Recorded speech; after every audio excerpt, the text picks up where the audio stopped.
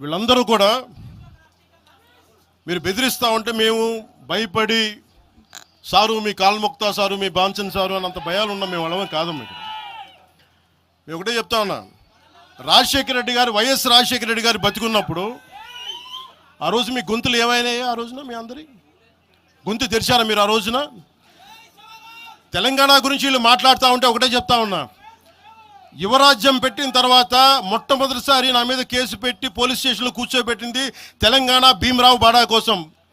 దానికోసం తెలంగాణ మీద మొదటి కేసు నాకు తెలంగాణలోనే పడింది.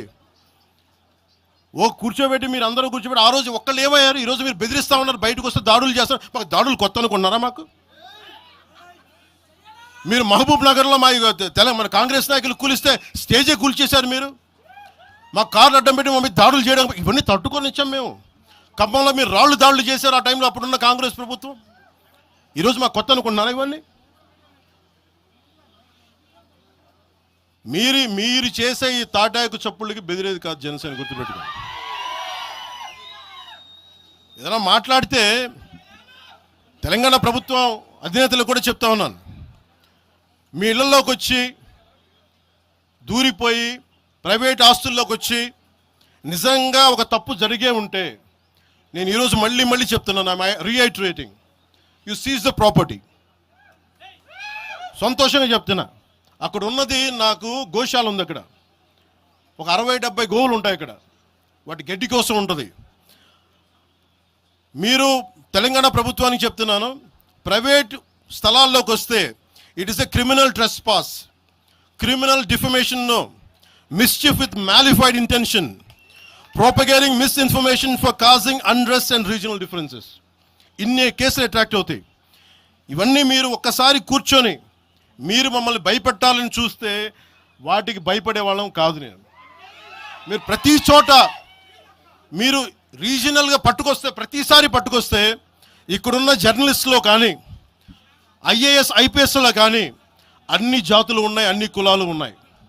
ఒక్క ప్రాంతానికి చెందిన వాళ్ళు లేరు ఈ భారతదేశంలో. నిజంగా కూర్చోబెట్టి తెలంగాణకు ద్రోహం చేస్తే మొట్టమొదటి గొంతు లేపే జనసేన లేకపోతే. ఆ రోజు మీరు అందరూ మర్చిపోయారేమో, మేము లేపా గొంతులు.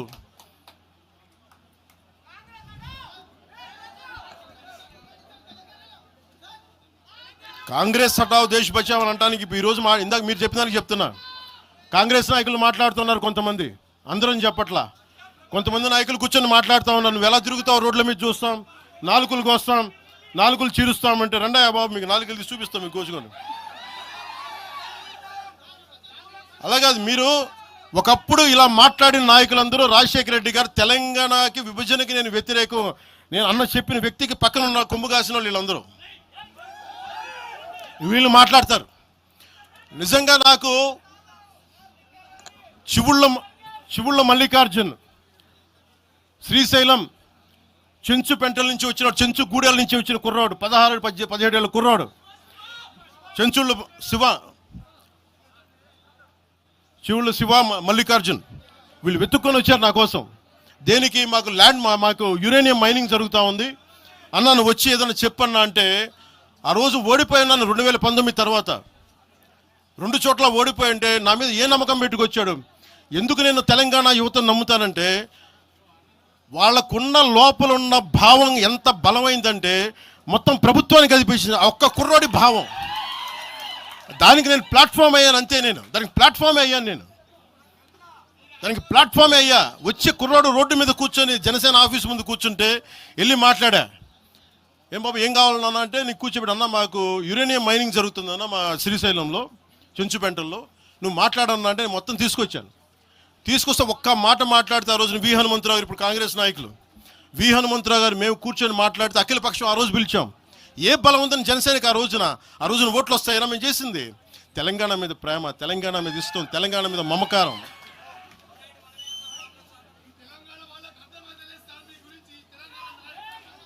తెలంగాణ ప్రజలు వేరు, తెలంగాణలోని కొద్దిమంది. నేను కేసీఆర్ గారు భారత రాష్ట్ర సమితి పెట్టి ఆంధ్రాలో పార్టీ పెట్టినప్పుడు స్వాగతించిన వాడిని నేను. ఒక పార్టీ ఎక్కడైనా పెట్టుకోవచ్చు. కేసీఆర్ గారికి మనస్ఫూర్తిగా ఆ రోజున తెలంగాణ మనకి గుంటూరులో బీఆర్ఎస్ పార్టీ కార్యాలయం పెడితే, అంతకుముందు జనసేనలో పనిచేసిన నాయకుల్ని ఆయన ప్రెసిడెంట్గా పెడితే మనస్ఫూర్తిగా స్వాగతించాం. అలాగా అందరూ కూడా పంజాబ్ వెళ్ళొచ్చు, మహారాష్ట్ర పోవచ్చు, జనసేన మటుకు తెలంగాణలో అడుగు పెట్టకూడదంటే మేము ఏం కోరుకున్నాం? జనసేనలో మేము తెలంగాణలో ఏం కోరుకుంటాం?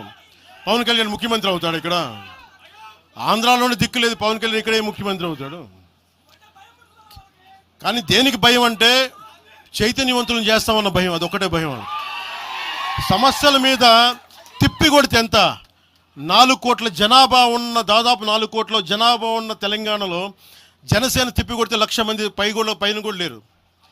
2,000 మంది జన సైనికులతోటి, సాధకులతోటి మేము సభ పెట్టుకుందామంటే మీరు దీనికి పర్మిషన్ ఇవ్వకపోతే మేము ఏం చేస్తాం? మేము దుర్మార్గాలు చేస్తామా? మేము అంటే నాకు ఎలా ఉంటుందంటే మీరు ఏదైనా మాట్లాడండి అంటే ఎక్కడ ఇప్పుడు నేను ఒక ఎనలిస్ట్ కూర్చొని నేను మాట్లాడింది వేరు, నువ్వు అమిత్ షా గారిని మాట్లాడితే నేను దాని గురించి ప్రస్తావిస్తే దీంట్లో ప్రాంతీయత ఎక్కడుంది? దీంట్లో తెలంగాణ నేను ఎప్పుడు అవమానం చేశాను? దీంట్లో కులాలు ఎక్కడ వచ్చినాయి? మీరు తీసుకొచ్చి మీరు తిడతా ఉంటే అంటే నాకు హక్కు కూడా లేదా? మీ ఇష్టానికి మీరు మాట్లాడితే మేము కనీసం నొచ్చుకునే అభిప్రాయం కూడా మేము చెప్పకూడదా? బాధ కూడా పడకూడదా? అంటే మేము కూర్చోబెట్టి బాంచం ద్వారా అలాగే ద్వారా మీరు ఎలాంటి వాళ్ళని భరించాలా? మేము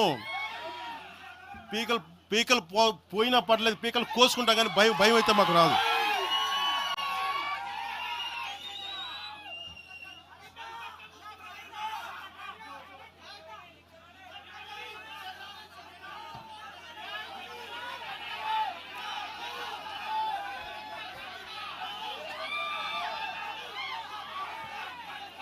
నేను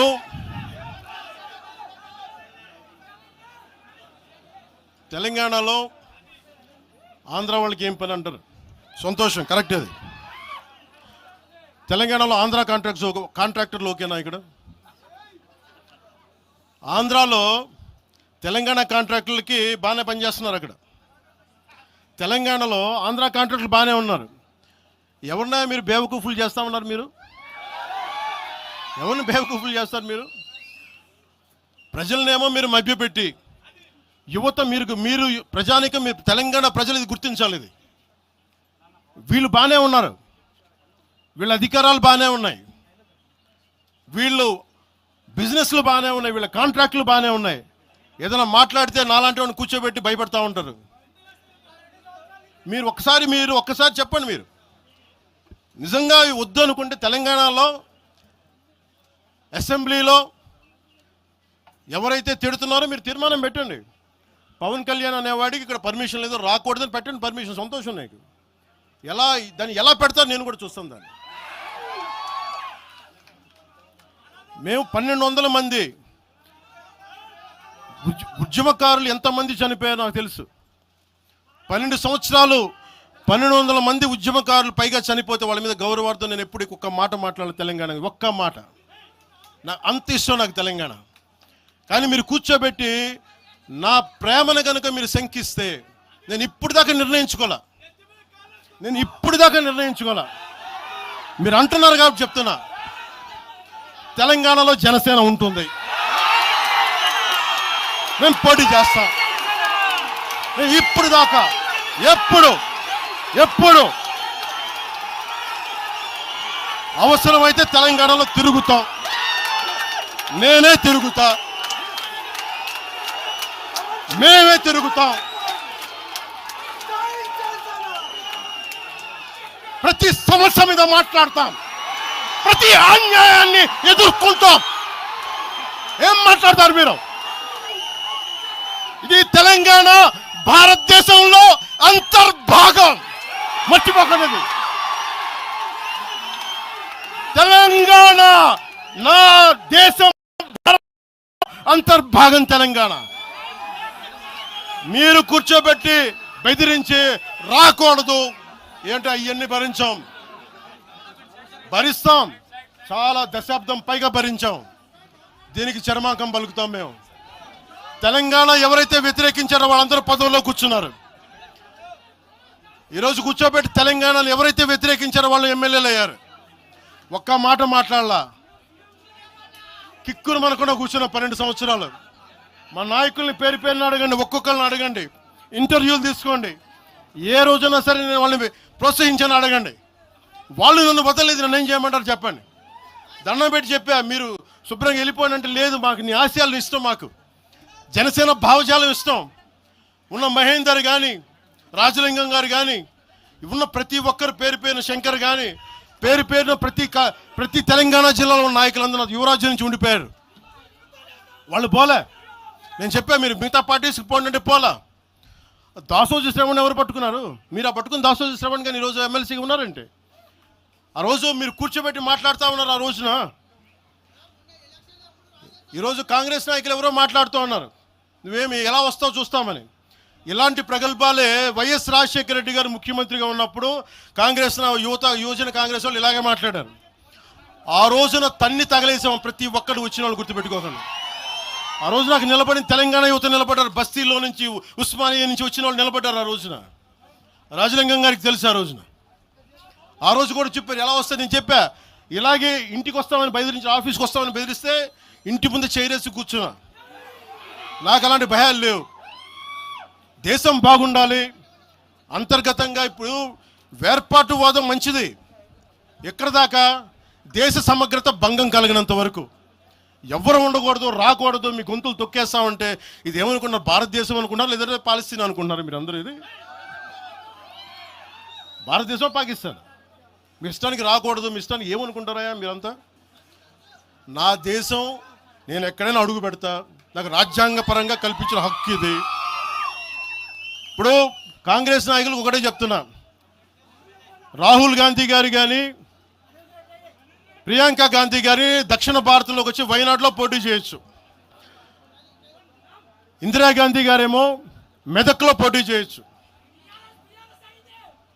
పివి నరసింహారావు గారిని ఎక్కడి నుంచి గెలిపించారు? తెలంగాణలో ఆయన ఓడగొడతారనే కదా ఆయన ఆ రోజున కొంచెం నంద్యాల పార్లమెంట్ నుంచి గెలిపించింది. ఆంధ్ర ప్రజలు కాదా గెలిపించింది? అప్పుడు ఆ రోజు తెలంగాణ నాయకుడిని చూసారా, మన నాయకుడిని చూసారా? ఆ రోజున ఏం బెదిరిస్తారా మీరందరూ కూర్చోబెట్టి? కాంగ్రెస్, మీరు చెప్పే వైసీపీ కాంగ్రెస్ నాయకులు, నేను దగ్గరుంటున్న మంగళగిరి దగ్గర ఇప్పటం అనే గ్రామంలో కాంగ్రెస్ దిమ్మల్ని కూలిస్తే, మీ కాంగ్రెస్ దిమ్మలకి నేను కూర్చోబెట్టి ఆ రోజు మాట్లాడింది, నేను తిరిగి దిమ్మల్ని కూర్చోబెట్టి నిలబెట్టింది మేము, మీ కాంగ్రెస్ దిమ్మల్ని. మీరు కూర్చోబెట్టి మమ్మల్ని గురించి మాట్లాడతారా? అసలు కాంగ్రెస్ పార్టీ అనే దానికి ఒక పద్ధతి ఉందా? మీరు ప్రాంతీయవాదమా?